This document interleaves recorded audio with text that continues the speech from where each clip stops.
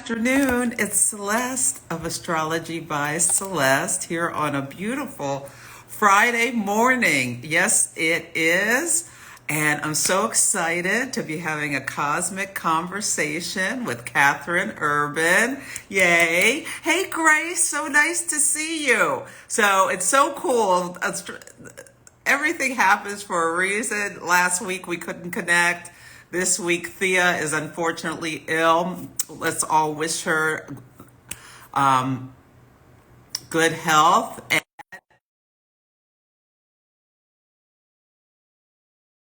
that we were going to have last week this week. Okay, I hit accept.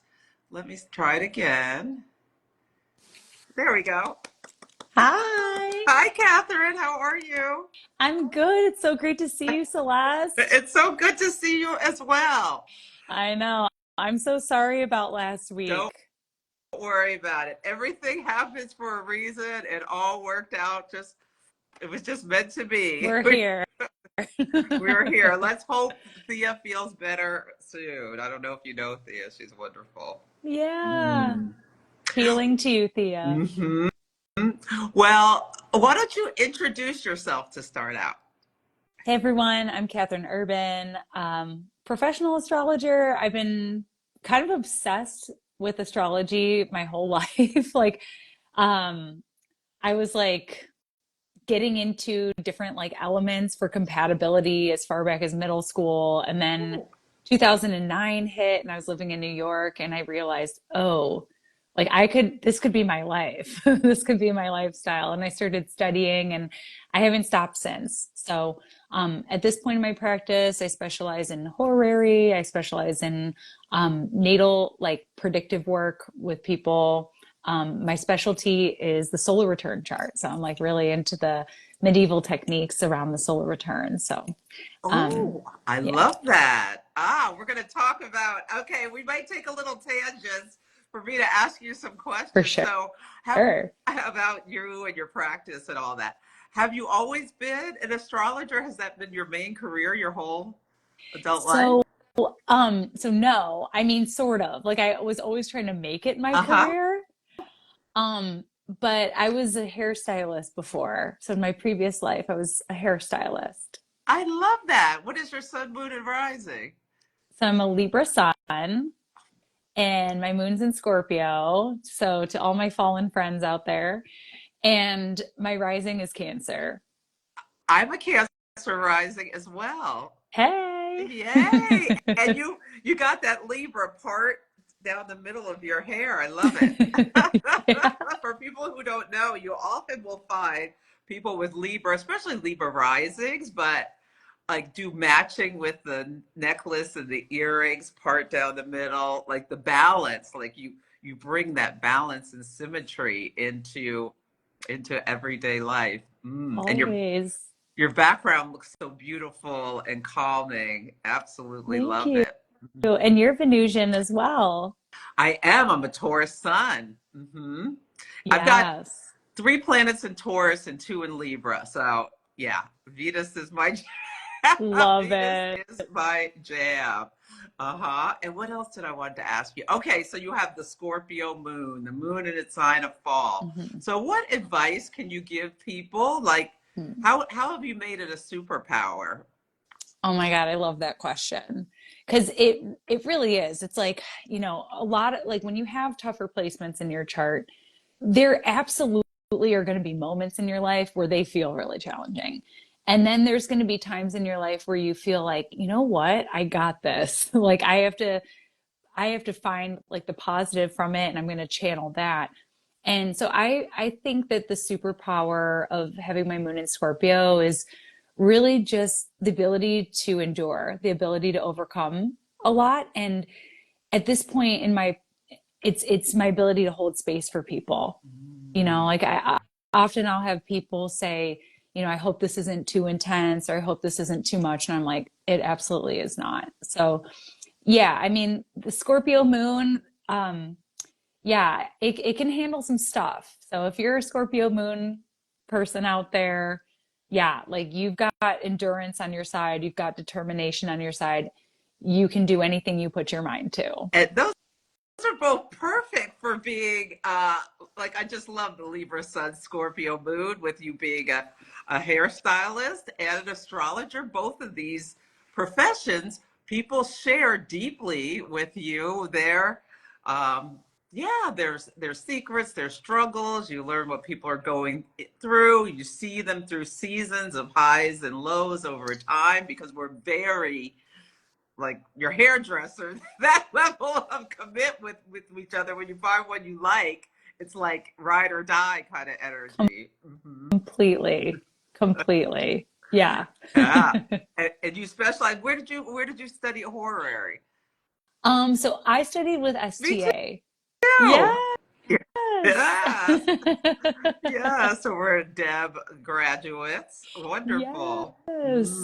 Yeah, I And think we overlapped a little bit. I think I remember oh, seeing you on the forum, and then I kind of just, I have two kids, so I got busy and I couldn't keep up with the forum, yeah, but it's I remember seeing wonderful. you on Me there. too. I've been struggling. I have some messages that was like, oh, that looks like such an interesting chart. Let me go look at it. And then it's like weeks later, and I'm like, Yeah. I have to get back to it.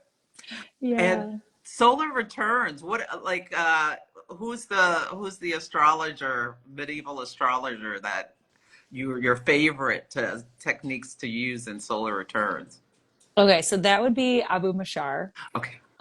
He's a ninth century astrologer, and he was very prolific. He wrote quite a bit. I have a couple of his books on my shelf behind me, and yeah, I was just really drawn to the philosophy behind the solar return for him, and the way that you would look at a solar return chart in the same way, like how you would progress a chart. It's a way of advancing the natal chart. So I went Ah, from relocating solar return charts to using the natal, and I will not go back because I it's always use the natal. yeah. Yeah, I mean, because yeah, it's how it's supposed to be. And I know like everyone has different reasons for the way that they practice, and that's the nice thing about astrology is you find the tools that work for you. It is a divinational tool, but I just really that perspective that the solar return is a way of advancing the natal chart. That just Mhm. it clicked for me. I Yeah, love that. Yeah, I need to read up more on his work with solar returns. Adding you would it love to it. my list. Yes. Yeah. Well, The thank you for infinite list. indulging me. Like these are an opportunity for me to. I have Venus and Mars and Gemini, so feed my own curiosity about other people and how they do what they do, as well as, educate and inform people with new things on my channel. So, yeah, Love so it. you mentioned that the spring is something you've been really looking at and helping people with. Me too. Why don't you tell us why? Yeah, so when you invited me to come on your show and talk about something, I just thought, well, the spring is something I've been talking with people about since probably the fall. Like, this is the bulk of like what's happening in the spring could take up an hour. It could take up half a consultation. So I just thought, I'm doing a lot of talking about this. Why don't we share a conversation about it? Because I'm sure you've been talking a lot with people about it. So just to run down some of the bullet points of what's going down in the springtime, and then we can elaborate. We've got another batch of eclipses coming in the month of March. This is kind of an interesting set of eclipses, mainly because we're going to see the final eclipse in Aries, like the final eclipse along the Libra Aries axis. So that one is always a really important one. Then we're going to see our first eclipse in Virgo. So that'll be a big deal. But while all that is going on, while we're kind of in that eclipse vortex, there's a Venus retrograde thrown in there, which is no small thing. And then there's also Mercury retrograde, because why not? And that's all happening just as Mars retrograde ends. So there's all these retrogrades. Then, as if that weren't enough, we're going to see Neptune move into Aries. And then Saturn's going to move into Aries.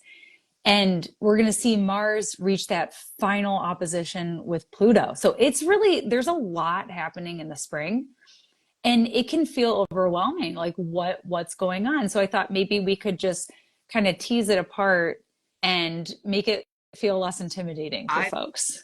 love that. And even before that, since January 11th, the North Node went into the sign of Pisces and the South Node in Virgo. So changing the work. But things I've noticed, and I don't know if you're seeing this too, and I really have to, protecting your energy is one of the biggest things we need to be aware of and to be doing, because there is this amplification of Piscean things, like just our imagination running wild about. Now, this can be used constructively to be like, I'm going to conquer the Mount Everest in front of me, but it also can be, I'm so scared about what could be coming that I get into this state of paranoia before it even happens. And it is because the North Node amplifies things, and the South Node in Virgo, like digging up all of my anxieties from the, like, because it does feel like we're living through the 1930s, but we're not going to do it the same way. There are other things that are different, but we can let our fears just boom.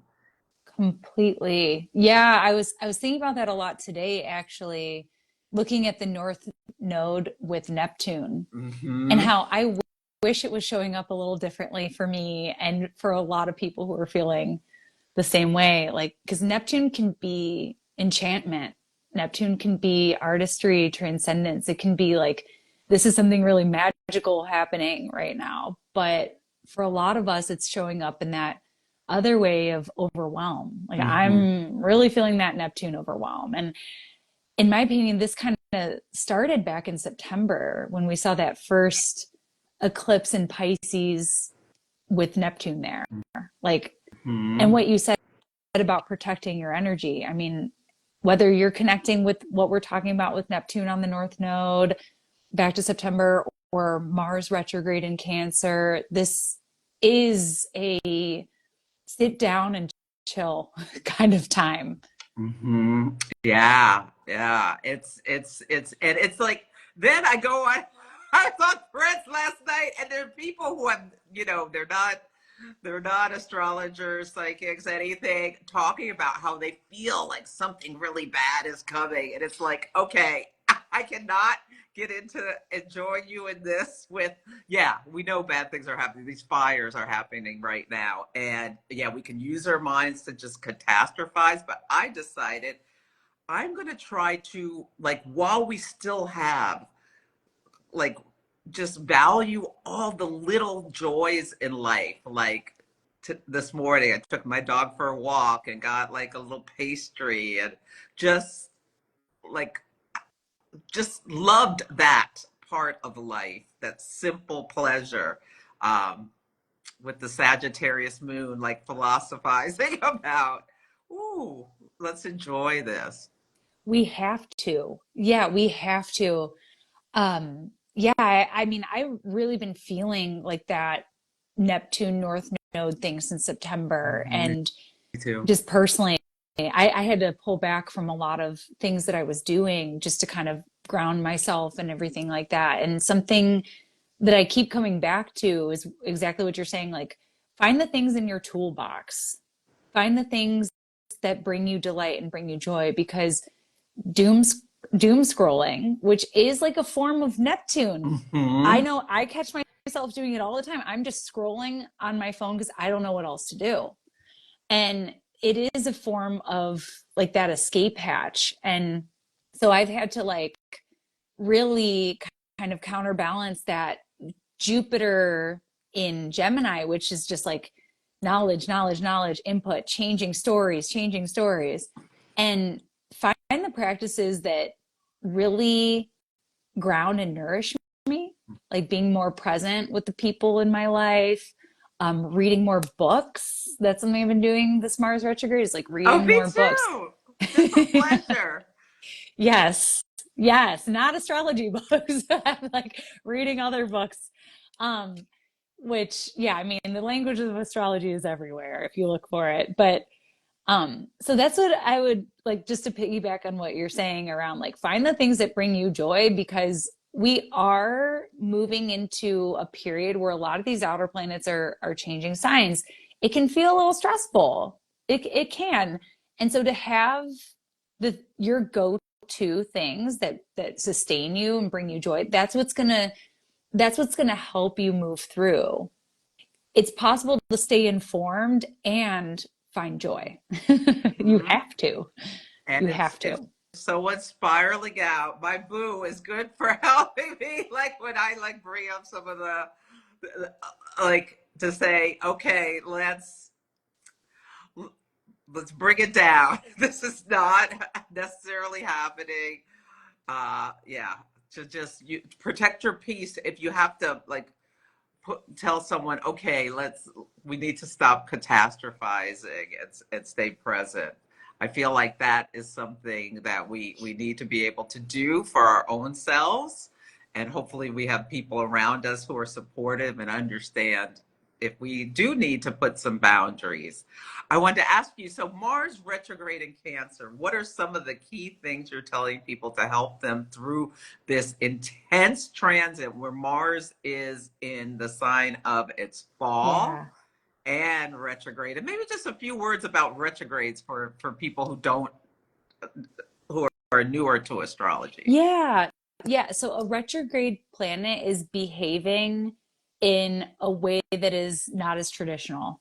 So, for example, with Mars being retrograde right now and being closest to the Earth, we're going to see some you might kind of oscillate through this within a day or a week, but you're going to see Mars really flare up in some instances where Mars is kind of ragey and lashing out. Like that's Mars in Cancer is very protective. It wants to protect its peace, protect what is most important to it.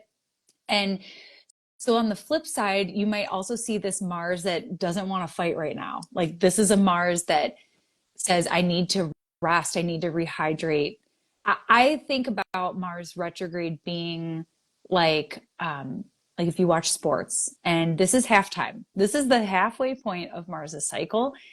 And so right now we're gonna sit down, the players are gonna sit down and get some entertainment right now. And it's a chance to regroup. So it's a chance to regroup and rehydrate. So I'm explaining to a lot of people like this is a time for you to pause. This is a time to, I feel like when Mars is retrograde, there's a deep questioning around what ignites what ignites me. Where's my fire in my life? What am I passionate about? Am I still feeling as fired up about the things that I've got going on in my world? And if not, how do I get that back? What's Mhm. missing? And so I think with Mars retrograde, there's a big question around our why. I love that. And Yeah. yeah. And I think too, when you pause and let yourself chill out, because in our culture, it's just like you got to keep going, you got to keep going. When you let yourself chill out, um, you get creative. So I saw someone just ask, "How do you pause and still get things done?" Well, you aren't forcing it, so the creativity happens, and you let the inspiration come. Yeah, I love that. And Mars is a planet of fire and conflict, and Cancer rules the home. So we're seeing in the collective this Mars retrograde energy, which feels like it's flaring up out of control. We're seeing fires on the West Coast. And I mean, it's so scary. Like yeah, all of Southern California has this intense stress about yeah. what's happening next. I And can't imagine. mhm. Yeah, And then we're seeing like these immigration raids, this conflict coming in, grabbing people to protect the homeland, yeah, to send them out. So this is the energy we're seeing outside, but people are also like feeling it within. So this Yeah. is so important. And sometimes it's okay to slow your pace down. Like I have pulled back this, I really have taken somewhat of a break from work a bit and Hmm. lightened my schedule. Because I have a Aries midheaven, so this Mars retrograde, I am looking at it as a blessing to slow down my work, regroup, and be creative, just like what you said. Like I'm almost done with this new moon product to like help people Oh, their moon signs as we go through this time of endings and beginnings, endings and beginnings. So yeah. yeah.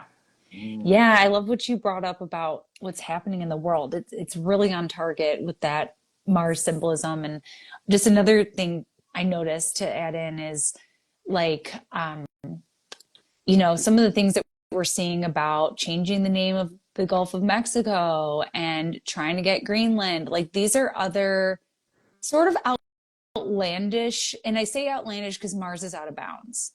Hmm. Um, Also, my views are not a secret, but Oh, out. we're on the same page, Catherine. We are on the same page. We are not happy about the wizard, and that's all right. Exactly. But So, remembering he's the wizard, and yeah, the out of right. bounds, outlandish, Yeah, like whatever it distracting. takes to protect and to yeah, you see cancer showing up with like at least on a world stage situation like nationalistic themes for sure. Yeah, we're seeing Yeah. that all over the world. Yeah, the nationalism rising. Hmm. Yeah, in efforts to protect while they pick our pockets Yes. by Yeah. stimulating fear of the other. It's like an old playbook. Yeah. Hmm. Okay. So what's Hmm. coming next? So Mars is retrograde. I would say Jupiter direct. I'm kind of interested to see how that goes. Jupiter in Gemini, an air sign, going direct on February 3rd, what we're going to see around that time. But Yeah. that date is around February 3rd. Really watch. I think we really have to watch what we're bringing up in our minds because we already saw that the sun came to Pluto in Aquarius. And what I'm seeing that as a spotlight, and I've been experienced on your greatest fears. Like Mm. I came up with something the other day. I was like, okay, Celeste, the chances of that happening are so slim. Ah, I mean, Yes. so we got to realize when we're letting our minds run wild, and especially right around with Jupiter and Gemini, because it's like all this information coming at us can cause mental anxiety if we're not using it productively in ways of like journaling, like double checking ourselves when something comes up to our mind, and it, Yes. Yes. it, That's the thing with Jupiter and Gemini is it's just like it's hard to pin down what the truth is. Yeah, Mhm. for sure. And I think what you're saying about like Neptune on the North Node, that's not helping. That's not helping us. It really Um, isn't. So, but a lot of it is all in our minds. We've got to remember that if we're mhm, lucky, if you're in Southern California, it's not in your mind. You like are for sure. seriously in a potentially situation where you're really in survival mode. Yes. So honoring that Yes. some people are really, Yeah. yeah. Some people are feeling that Mars retrograde much more personally, for Hmm. sure. Hmm. Um, yeah, I mean, the next And the big, illnesses. That's what I'm seeing. It's so important for us to protect our physical health with these flus, norovirus, all of that stuff with the South Node in Virgo, a health sign, and the hmm South Node being a drain. That's what I'm hmm I'm worried. Like that March 13th, we have a lunar eclipse in the sign of Virgo, where all will be revealed about something around yeah. Virgo Pisces topics, like, and that's the axis of well-being, is how I see it. How do you describe that axis? Yeah, I mean, something I've been really tapping into. with this axis. And I love what you said. I'm going to be looking for some health stuff around that time then.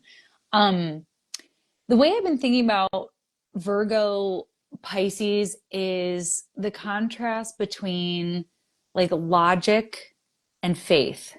Mhm. And and how for many of us, especially those of us, well, not me, but those of us with nodes in Virgo Pisces, or if you're Virgo or Pisces rising, or these signs are configured importantly in your chart somehow, um, what these two signs tend to share is a desire for some sort of ideal, whether it's perfection or some sort of like fantasy situation.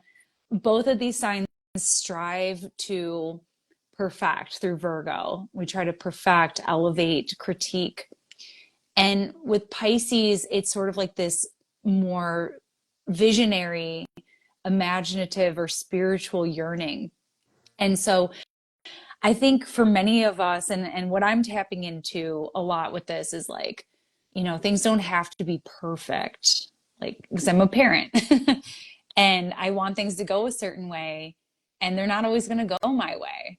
So I'm like kind of yielding in that way with it. But I just see it show up a lot in the way that we sometimes there's a deficiency with the Pisces side, and you could be really Virgo, and you could be in your head and planning and researching and outlining, but then sometimes life happens and none of the things that you plan for end up happening. And so there's this need to kind of go with the flow and have faith that things are going to work out just the way that they're supposed to.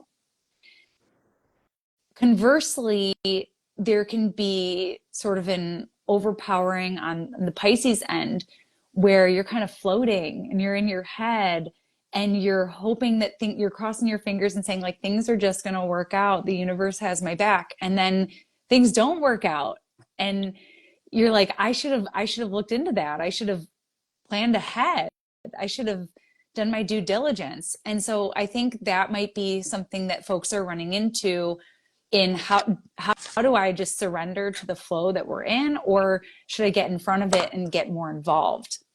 So I it's like head I and heart. I love how you phrase that.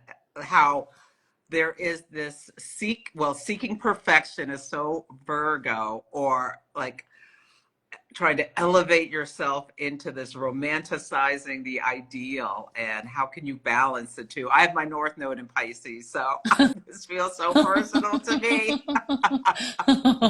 Yeah, yeah. I Yeah. mean, so I feel like because I'm coming off of my nodes are in Aries Libra, so I'm coming off of this whole batch of eclipses, and I'm like, wow, that felt really personal. So you're up. Yes, I am. Yeah, that's so great. I love how you say. Okay, let me see if there's any questions that I missed. Okay, is a Scorpio moon a healer? Called one wants to know. Absolutely, I would say. What would you I say think about? so. Yeah. Yeah. Yeah. Hmm. I mean, anything like Mars ruled can shine in a time of crisis, Hmm. like, or in a time of need. So healing is like, yeah, we're not afraid to go there. We're not afraid to go to those dark places or those sensitive places. We're not afraid. Yeah. Okay. Okay, you answered that about pausing. Okay. Oh, okay, there's a question about would you agree the change in leadership on a world point? I don't agree with what? Was there something that Okay. was said? Well, I have something I could say about it. Yeah, please. So I think because we're going to see Neptune enter Aries on March 30th, and then we're going to see Saturn enter Aries on May 24th. And both of these placements individually tend to bring crisis with leadership. There can be questions of who's the leader. And Mhm. I can give a couple quick examples here, but this is the Neptune return of the Civil War in the United States. So there's a question for a lot of the states of like, what side are we on? Who are we fighting for? And there was this sense of yeah, I mean, yeah, we're seeing a Neptune return there, and then I have other instances with Neptune and Aries where like a really great example is the War of Spanish Succession. Ooh.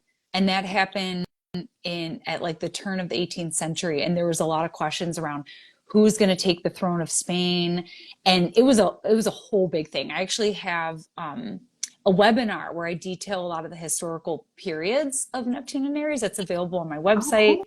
catherineurban.com. It's a 2-hour webinar, goes all into it.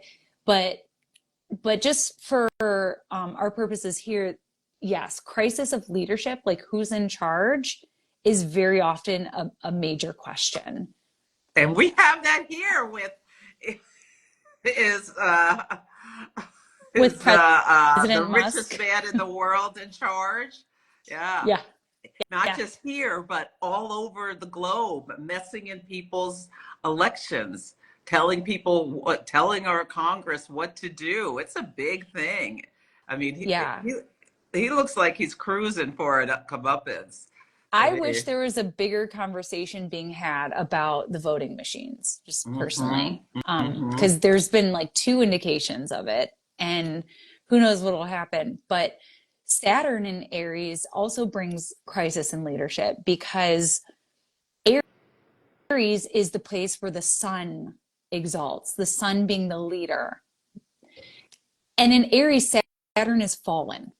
And what we're going to see with all these planets moving into Aries is people are going to start to worship the rebel, the one who's more of a radical, the one who isn't following the traditional path.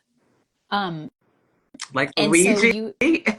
yes, completely. I think his Yes. trial will be going on with Saturn and Neptune in Aries, and there's nothing they can do to stop people idealizing him. Yeah, in a time of Pluto and Aquarius, where we're really going to start talking about eat the rich more. Yeah. God. hmm Yes, we're really in for it. Yeah. And well, and his I think his Venus is at like 2 degrees Aries. mm So I don't know what his birth time is, but you gotta figure that Venus might play in prominently. I don't know. I kind of wonder if he's a Libra rising, but Yeah. anyhow, Anyway, people who don't know who Luigi is, he's the guy who um, assassinated the healthcare CEO because of the healthcare insurance company CEO. yeah. Yeah. He started a fire. This has Mhm. been something that's brewing. And right now we have Saturn conjunct Neptune in Pisces, and I think it's showing up there like this really sense of feeling crushed by the system. And Tarnis writes that Saturn Neptune indicates diminished spirits in the collective, like low morale. And I Mhm. think that's why people have come out in droves to support Luigi, because the average person doesn't support murder, cold-blooded murder in the middle of Manhattan. Like the average person is like, yeah, no. But this is a situation where we're so numb. We're Mhm. so just on our last rope with the system beating us down, and that's one that's Everybody knows impacted. someone who's had a healthcare issue, like wreak havoc in their life, not just their body, because of how hard it is to get like the health insurance companies to that movie As Good as It Gets is a great movie to watch if you don't understand the fury about this with Yeah. Helen Hunt and Jack Nicholson, and her son has asthma, and he's having and she's a waitress, and she's having so much trouble getting him the care he needs without a constant fight with the powers that be in Yeah. the yeah Yeah, it's been a while. I need to go rewatch it. Yeah. until her knight in shining armor, Jack Nicholson, comes in, and he uses his resources to help make her life easier. The Yeah. Neptune, Neptune Yes. and Pisces. We need Yeah. that. Yeah. We all need that. We do, but it's not accessible to all of us. So we need to be our own heroes with that Saturn, Neptune, and Aries, or we'll idealize those who take the leadership mantle. Yeah, I think some folks are getting a head start with this Aries stuff. Like usually before you see a major planetary ingress, you see things start happening. Like I'm already seeing so many people working out, getting ripped, getting buff. And something I've been thinking a lot about is what how taking care of your health right now is an act of defiance for people. Mhm. Because in a world that profits from sickness, if you take your health into your hands, that is, I think, one of the big ethos, one of the biggest things that we're going to see with these transits is people getting buff, people putting their health first. I mean, we saw it with this election. A lot of people care about that. And as we should care about health. And no matter what side of the spectrum you're on, like whether you want healthcare for all or whether you don't want seed oils, like I think we're going to see that be a big piece of this transit, but really just people are going to be drawn to electing leaders that they're taking a gamble on. Like this person may not have the typical credentials, but let's see what this person can do. Can this person help us? Does this person inspire us? And I think some of these people, this might be great. And for some people, I think they're going to fall flat. And that's what you're going to get with Saturn and Aries is a lot of times you're going to see like falls from grace for people. Mm. So, oh, Yeah, I think because I'm really interested in culturally what things we're going to be seeing show up. And I mean, I think this whole Mars, Mercury retrograde, and then Venus which retrogrades, it's like it goes from Pisces, it already met Saturn. That Venus is the planet of love, beauty, harmony, and relationships. And it's exalted, lifted up, put on the throne in the sign of Aries. And right now, for Pisces. I mean, Yeah. sign of Pisces. Yeah. Oh my God, in the sign of Pisces. And then it goes into the sign of its detriment where it's uncomfortable and in exile in Aries. And then it's going to go retrograde and back into Pisces to hit Saturn. I think this has a lot to do with fallen idols. Yeah. Like, and I think it's intentional. And it's like the modern day National Enquirer is going to be like AI stuff, trying to gin up and hurt people's reputations. Like Ooh. supposedly Obama's having an affair with Jennifer Aniston. Uh, What? I think this is manufactured He would propaganda. never. He would never, and she would never. Her reputation is, she's protected like so fiercely for Right. decades, and she's going to do something like this. Right. Mm, Right. That seems crazy. it seems crazy, but that's what they're doing, like behind the scenes, trying to gin this up into a scandal. And to create smoke and Smoke and mirrors. mirrors, yes. So we keep pointing fingers laterally instead of to the billionaires. And it takes out three people with one stone because Jennifer Aniston, Obama, and Michelle Obama are all exalted figures that are admired by the public. And if Yeah. they can use the tools of social media, which are, we saw the five technocrats at the Mm-hmm. inauguration, Venus and Pisces, they were exalted to the front row, front of the Mm-hmm. cabinet. Yeah. That's that's Yeah. that that's the, that's the that's that's how I'm gonna let the Neptune North Node conjunction go. Let's see culturally what's being done to try to influence us with with Yeah. scandals and rumors and innuendos. This is all very Yeah. Neptunian Yeah. and Piscean. It's going to get weird with Neptune there. Thing Hmm. because it's difficult to discern what the truth is with Hmm. Neptune. And you're right about like AI and things being fake and yeah, like whatever the scam is, to watch for them, to watch for the scams. Watch, yeah, Um, watch for what you're seeing, like rumors that seem outlandish, like uh uh Ted Cruz's father killed Kennedy. Remember that? oh, oh my From gosh. The 2016? It was Zodiac like, killer? what? Or no, that he was the Zodiac Oh, killer. oh yeah, and he was the Zodiac. We're gonna start seeing stuff like that again. That was funny though. That one was fantastic. Ted Cruz, the Zodiac killer.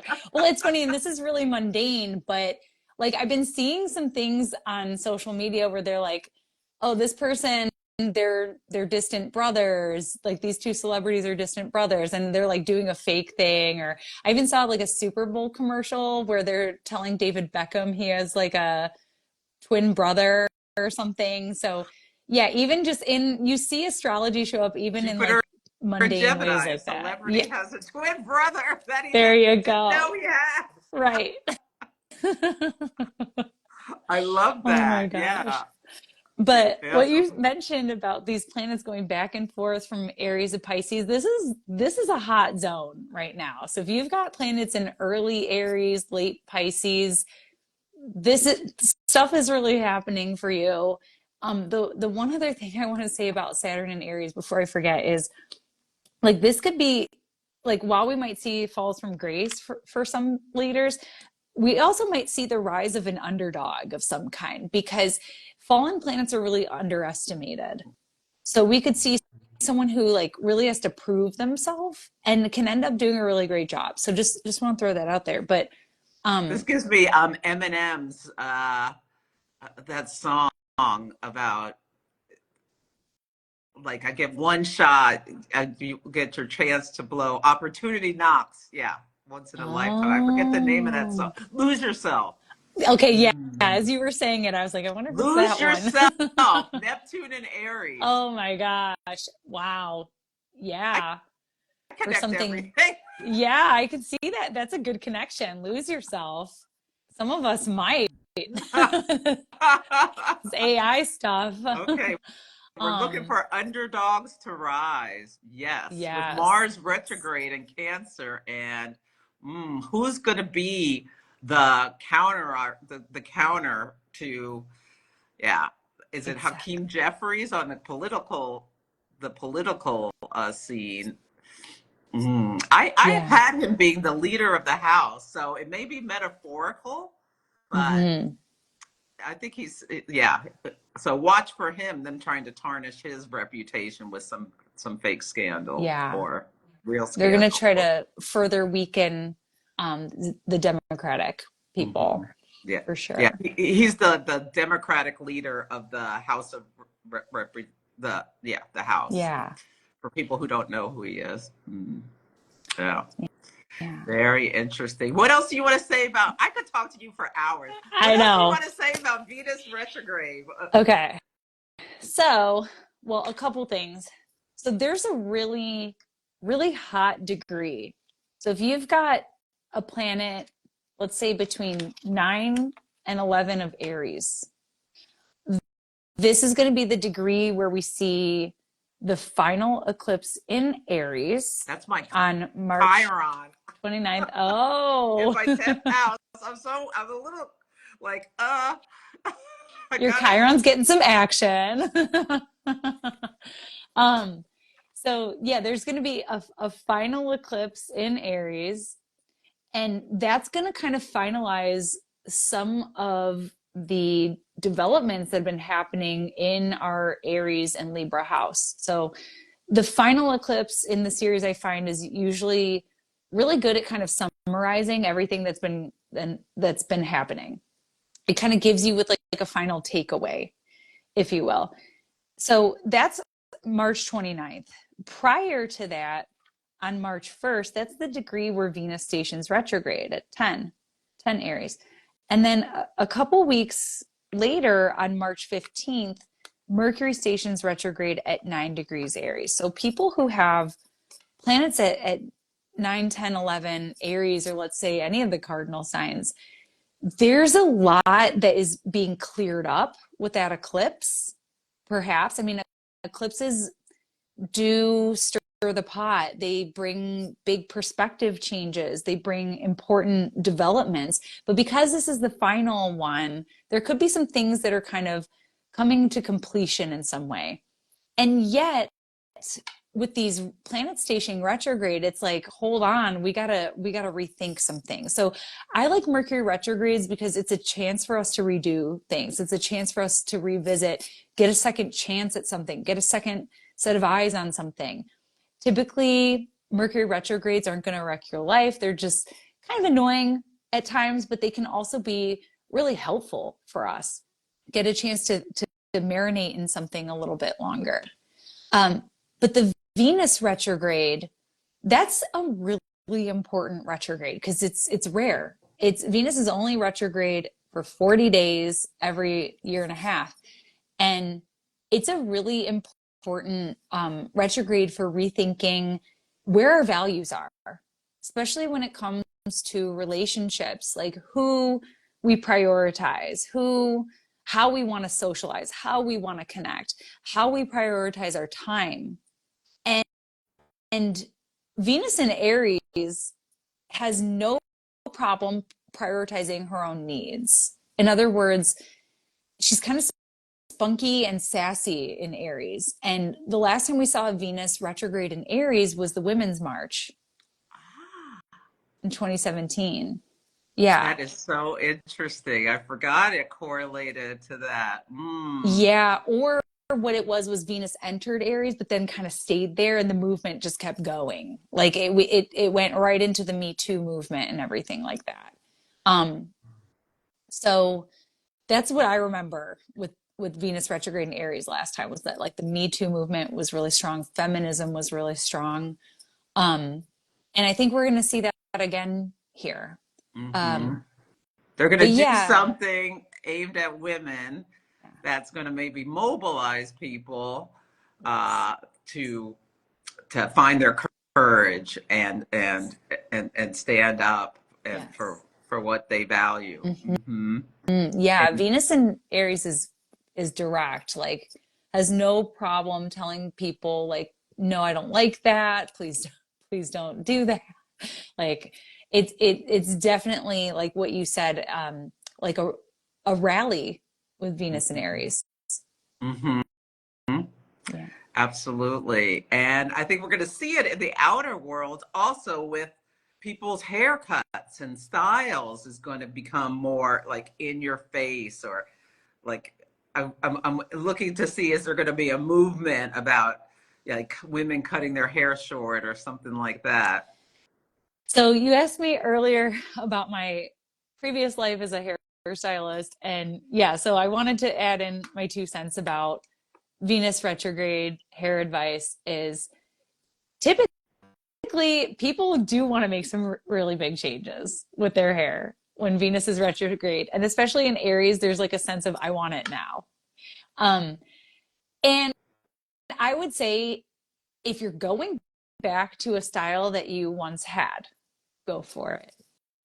If you are like I really want to cut bangs today, that is a commitment and that might be something you want to think about a little bit longer. Make sure you really, really want that. Um, Stuff like that. So if it can wait, then maybe wait. But at the end of the day, it's just hair.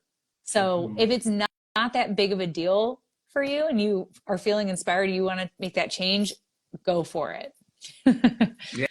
But maybe Yeah. wait on the tattoo. Maybe wait on the tattoo. Yeah, nothing permanent like plastic surgery or just be careful about that because there can be some regrets. Like you do something impulsively, make a beauty change impulsively. That's Venus in Aries, and then retrograde, like regret it because it doesn't look great or how you thought it was going to look. And that's the official retrograde is March 1st through April 12th, but I would give a couple of weeks on either side to maybe block out and be like, let's think about it before we spend big money, make big beauty changes, have upheaval in our relationships, all these kinds of Oh things my is probably God. for the Probably for the best. I had Yeah. this girl, she was an Aries, and she was like, I want bangs. And I was like, okay, it's Venus retrograde. You're in Aries. I was like, are you sure? And she was like, yes, I'm very sure. And I cut them. And by the end of the haircut, she was like, maybe I shouldn't have.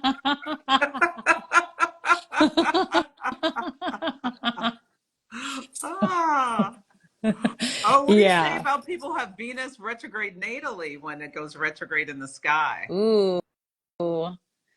Hmm.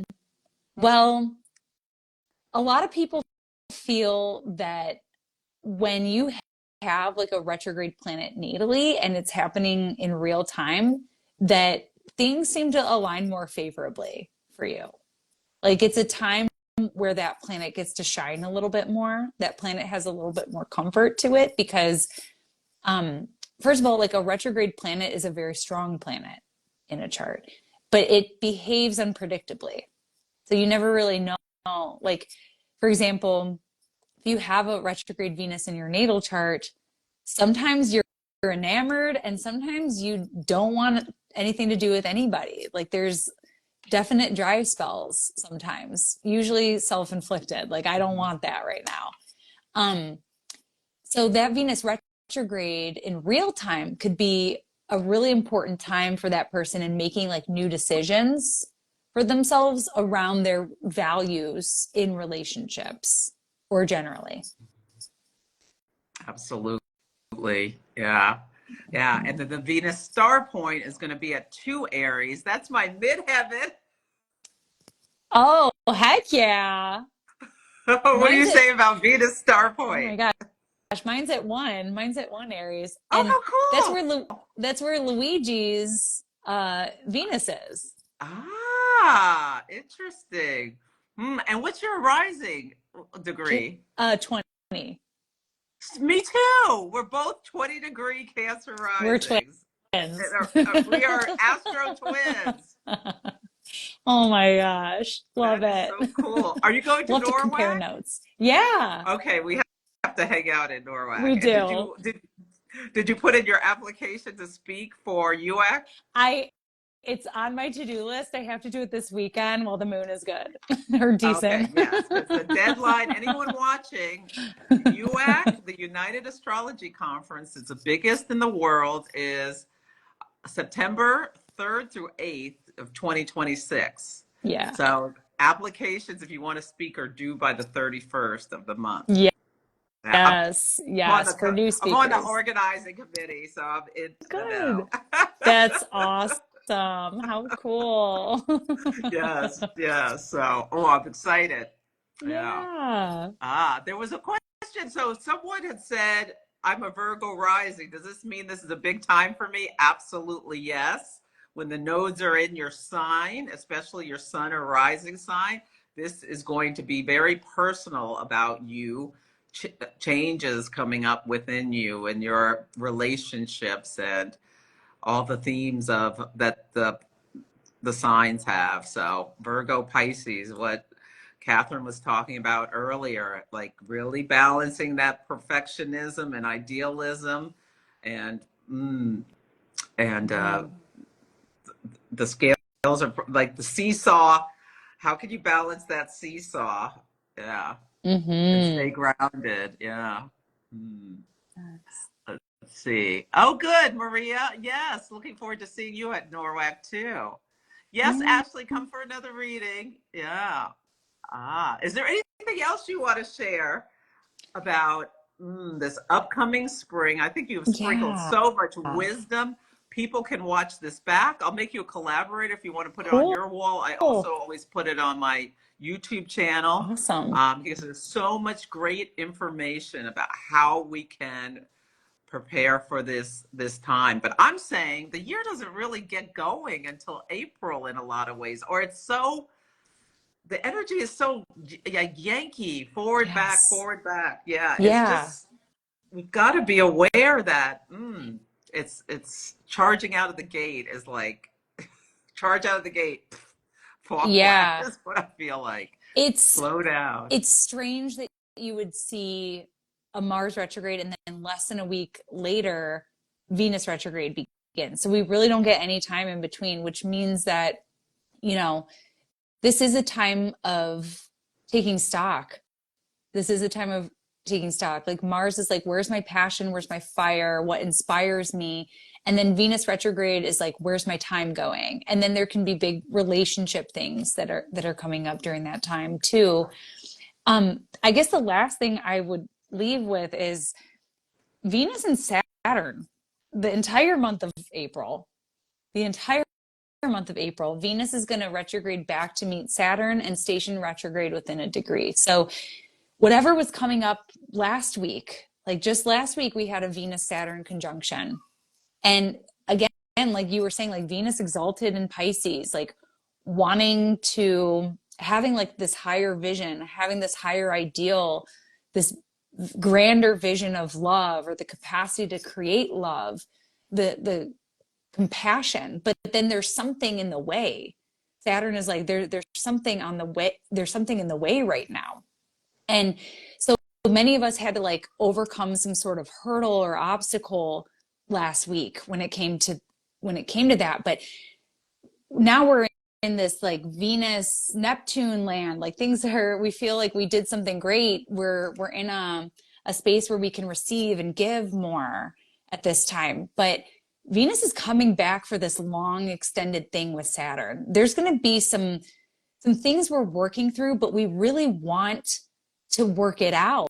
We really do, because Venus in Pisces is like, I have so much to give, and I really have a bigger vision for either the relationship or the creative project or your vision for the world.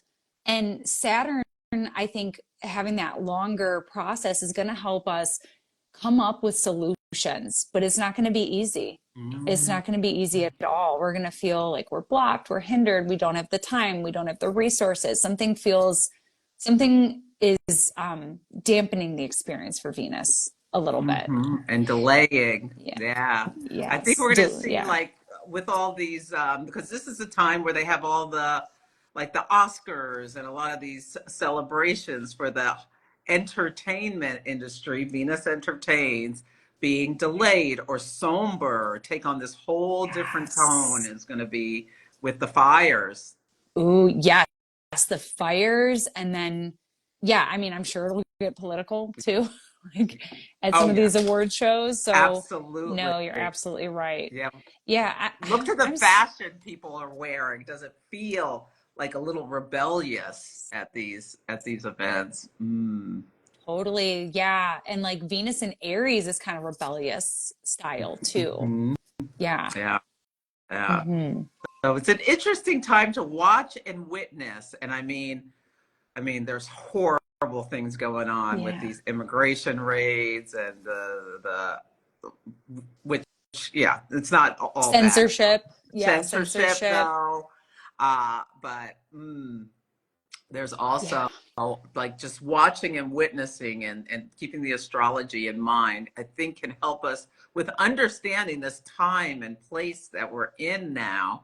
Um, and yeah, Yeah. not catastrophizing everything. Pick your battles is the best advice, I think, to think about. Pick your battles, pick what you're going to worry about, and yeah, stay grounded in Yeah. some way, or use tools to help you ground to the chaos, especially if you're lucky enough that you're more of a witness than experiencing something awful like these fires or upheaval in your family or what have you. Yeah.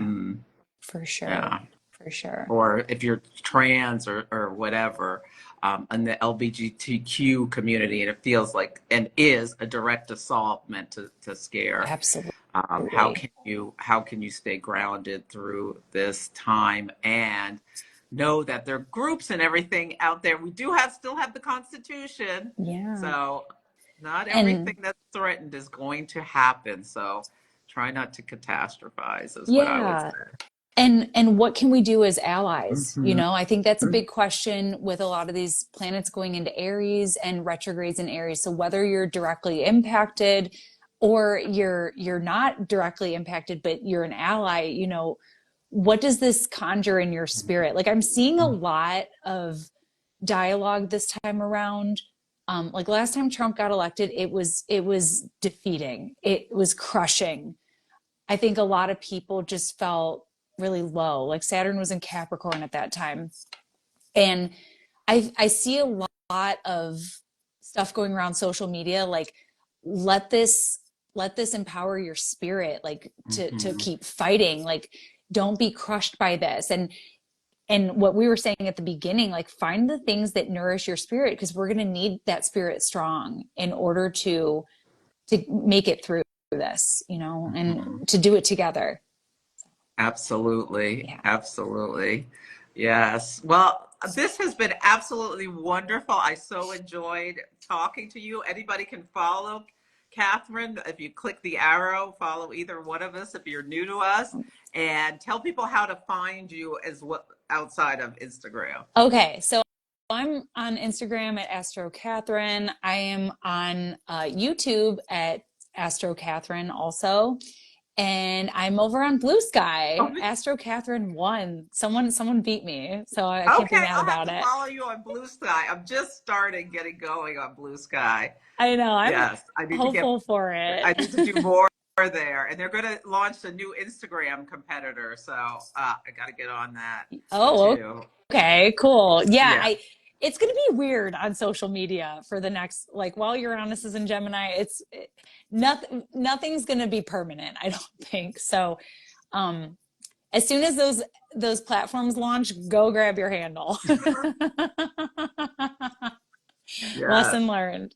Yes, Um 'cause depending how they behave over here will determine how many people flee. Yeah. yes. Hmm. Exactly. If they keep censoring stuff. But I wanted to ask you, Celeste. So I saw you have a webinar coming up Hmm. about the nodal shift. Yes, it's called Cosmic Flow, and I'm going to be talking about and giving people tools to help them with understanding the North Node in Pisces and the South Node in Virgo based on their natal chart, and some tools to things to be aware of and look out for, and tools to help navigate through this new work we're doing for 18 months, because the nodes are Awesome. the collective work we're doing as they transit through different signs. Love it. Love it. Yeah. Awesome. And that's a free webinar. Yeah. So anybody, you can just go to the link in the bio or astrologybyceleste.com and sign up. And the benefit of coming live is I do hot take chart readings. So I'll pick a couple people as for a demonstration to show how it shows up. It's a good date. And I saw it's on February 9th. Did Hmm. you plan that with the Kazemi? Yes, I I picked that date. That's fantastic. Yes, yes, yes, yes. Love it. So hopefully it all goes I, well. I think it will. There's no death of technology or anything. Yeah. Love it. Okay. Before we go, that Pluto Kazemi was so interesting to see because it's like the Kazemi is when a planet meets the sun and it can sit at the heart of the foot of the king and ask for a favor. And we saw the tech companies kiss the ring, and they like literally we saw Kazemi is death and rebirth, like the planet and the sun meet, and it's like burns off old stories and it's reborn. So it's symbology of death and rebirth. We saw TikTok die and be reborn over 12 hours. I thought that was the coolest thing ever. We saw the birth of a plutocracy with the billionaires at the inauguration in the front row. Yes, Like, that wasn't so cool. no, not cool, not cool. But But astrology cool because astrology you're like cool. you Yeah. can't make that up. Like the symbolism of that. So Mhm. yeah, Absolutely. We are in for, we have been born in interesting times, very, but, very but the power to the people, that's what I'm going to hold on. power to the people. Yeah. Well, Yes. thank you, Catherine. This was fantastic. I'm so happy that you were able to join and share your wisdom. And I can't Aw. wait to meet at Norwalk I and hang out. know. I My Astro know. twin. I know. We're gonna have to compare some notes. Absolutely. Well, thank you so much, Celeste, for having me. I'm so glad we could make it work this week, and it was so fun chatting with you. Thank you. Oh, you're very welcome. Thank you. Take good care. Thanks everyone for joining. Bye. Bye. Bye.